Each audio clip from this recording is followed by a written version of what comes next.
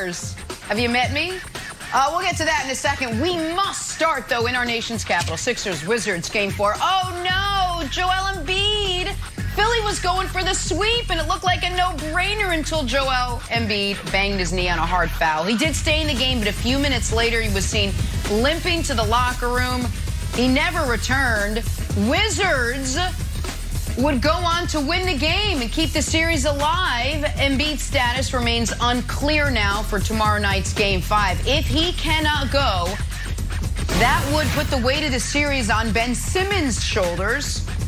Tall task, because he's only having the second worst free throw shooting performance in playoff history. Dubious honor. But Doc Rivers still has trust in his star Ben Simmons. Take a listen. Does the thought cross your head at all to take him out of the game there? No. Why not? You want me to take Ben Simmons off the floor? No, I mean, I got to ask the question. I will pass on that one. He's pretty good, so I'll pass on that suggestion. I know that obviously not one person saves the day, but I think when Joel is in trouble and gone and fans want Ben to save the day because they look at him as the other cornerstone and they feel like he delivers less than what they're expecting. Is that fair for them to see it that way? No, but you guys keep this Ben Simmons narrative alive, which to me is freaking insane, how good this guy is and all the things he does. Ben is not a 40-point guy. It's not what he does. He does other things for your team. And I just don't understand why that's not sinking in our city. All right, let's kick this conversation off with Ben Simmons. Nick, what do you make of Doc's defense of that other cornerstone, as the reporter put it, Ben Simmons? Okay, so there's a lot here. On Doc, listen, that's one of the reasons Doc is Doc, and I say that in a complimentary fashion, not in a negative fashion. I don't know that Doc Rivers is, one of the 3 best in-game adjusters in basketball. In fact, I think he's not. I don't know if he is one of the 3 best tacticians in basketball. In fact, I think he's not. But he is, without question, one of the 3 most beloved and respected coaches in the league by players in the league, Paul George maybe notwithstanding. And that's because not only did he play himself, but more importantly, he always comes to his players' defense. So in that regard, that is Doc doing what Doc has always done. In regards to the meat of his statement, listen, I totally agree with him. I understand the frustration with Ben Simmons for 2 very specific reasons. One is you saw what he was offensively as a rookie, and he's never really gotten much better on that end of the court, so you didn't see the improvement. And the other reason for frustration is the hole in his game is so incredibly glaring that his refusal to take jump shots, it stands out to you. But Doc is absolutely correct that Ben Simmons last year was an all-NBA caliber player. This year, I believe he should win Defensive Player of the Year. He'll probably finish second to Rudy Gobert. And he is a massive positive on winning. He does have a hole in his game offensively. And I would argue we have seen a guy be league MVP, a unanimous league MVP, who his team takes off the court in specific situations at the end of games because he's a liability defensively. And nobody bats an eye. The Warriors have done that to Steph Curry throughout, not so much recently, but when they were winning titles, particularly before KD got there were spots where in the final minute of a close game, they would take him off and go offense-defense because they didn't want him to be attacked defensively. We don't allow the same, margin for error, if you will, for guys who maybe should come off the court offensively at times, and I think Doc maybe should consider that. But Ben Simmons, one of the 25 best players in the league.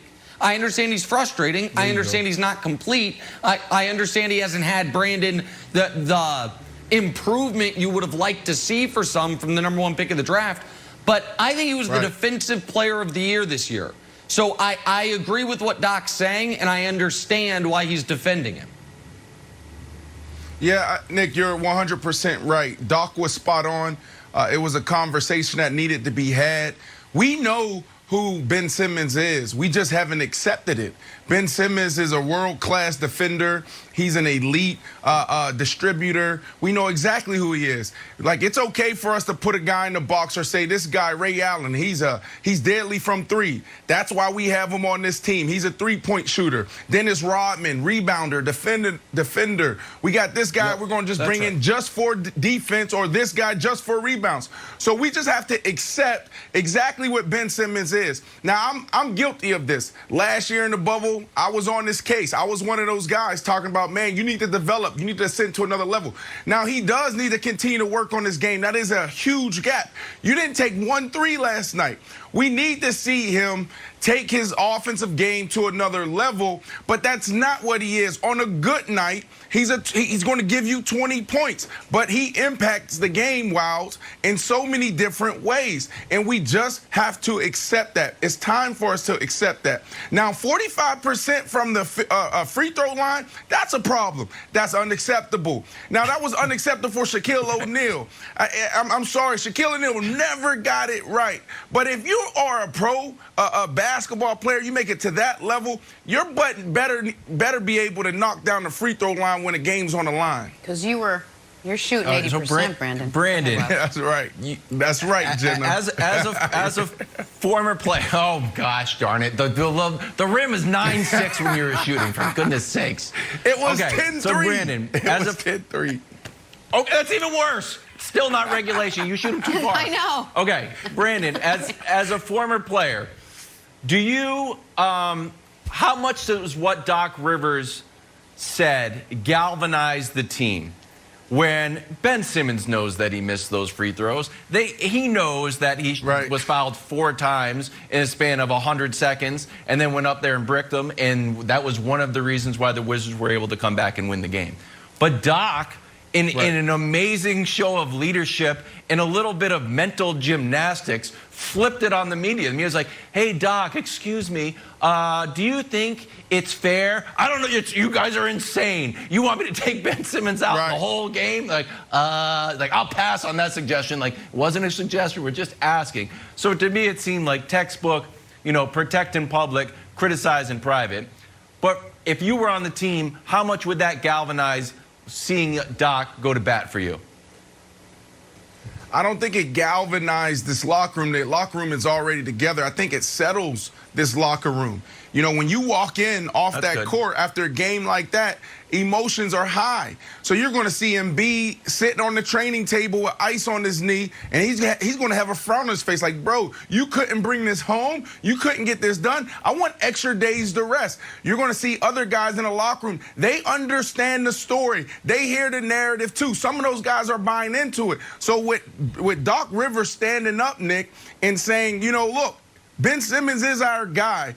Now, those frowns, Embiid, they have to accept it. So it settles that locker room so guys don't have to carry that chip on their shoulder, because it is an issue, but they have to address it because, who he is a guy, like Doc said, he's going to impact the game in other ways. He's not going to drop 40 points. Now, 45% from the free throw line, that is a problem. Yeah, and that would be a problem if I thought that was actually what he is going to be from the free throw line. Listen, he's not a good free throw shooter, but he's 60% for his career, and he's not 60% in these playoffs. But again, he's shot 20 free throws. And it's nerdy analytics for a moment. If you are above 55% from the line, the Haka whomever strategy is a bad one for the opposition. Because if you're at 60%, then it's 1.2 points per 100 possessions, and they are going up against a set defense. What nobody ever considers with the hack-a-guy strategy is when you get the ball back, you're going up against a set defense every time. So if Ben just shoots 60%, the Sixers will welcome teams doing the hack-a-Ben strategy. This was a one-off of a desperate team trying to avoid a sweep when Simmons was in a terrible free throw shooting slump. So I don't think this is going to be something you see in the playoffs moving forward. Okay, can you say that the one other more time issue and is just slow it up? Because You went in and said, "Oh wait, sorry, I don't want to get nerdy on you guys." So and then you went into all that these he was numbers getting and nerdy. analytics. Okay, I won't take an hour. Just think about it like this. Think about it like this. If you shoot 60% from the line, you're expecting 1.2 points every time you go to the line, and the defense is set. Right. The defense being set after those free throws is a huge part of it. So I don't think the Sixers mind it, Jenna. Sorry. Right, I was just trying to... No, but what the Sixers might have issue with is what's going to happen with Joel Embiid. We'll talk more about him and how long that absence could be coming up. Let's switch some gears. Talk about this guy.